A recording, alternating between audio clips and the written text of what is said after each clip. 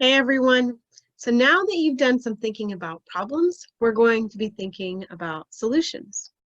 In this video, I'm going to be walking through how you can create an aim to change diagram to map out how your project's goal for what you want to see change can be impacted by a smaller action or change idea that you can test out repeatedly and refine within the larger system where your issue lives.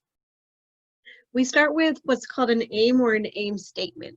This is an intermediate improvement or solution to the problem that you want to see that's an integral part of getting towards that change for the larger vision. Here's an aim statement from an improvement project that we at Marcus Foster worked on with the Oakland High School to address underrepresentation of Black and Latino young men that they had identified in internships. In general, for aim statements, it's important that the aim is framed as something that you can measure or achieve within a certain period of time.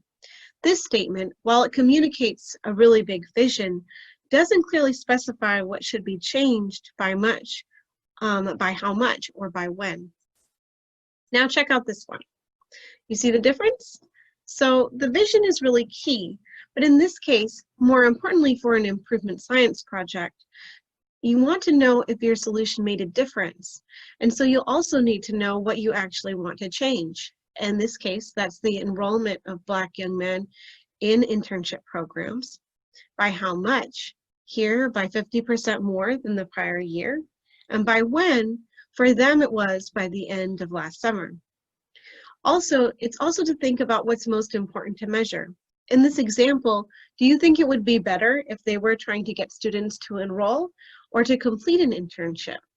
These kinds of details do matter, but for your project at Reset, don't worry too much about perfection.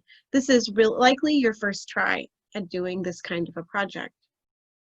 Now, to figure out the actual action or change idea that they'll want to test out, that will be one of the keys to achieving that aim. This is where the aim to change diagram comes in. It's helpful to think about what steps would need to happen to make that aim possible. So here again, you can see with Oakland High School, they have their aim here, plus the suggested one down here from our team. Even without a measurable aim though, they were still able to think about some really good first steps, or what actions or conditions would need to happen and be in place, so that, and then the steps after that, these second steps, in order to achieve their aim. Once they had their steps brainstormed, then they could think about the change ideas. Change ideas are actually a little bit tricky, as they are best thought of as actions, but not always necessarily new. More of a shift in the norm that could have a big impact on multiple steps and then help towards getting to this aim. So let's take a look at their Instagram campaign idea up here. This would be really great if the school were already using an Instagram, or students were already using it, and Black and Latino male students particularly made up the strongest following on that account. But it's also could be a really successful campaign because it could hit on multiple steps. You can see it would get to improving and cultivating relationships and collaboration they want to improve. It can also promote awareness more.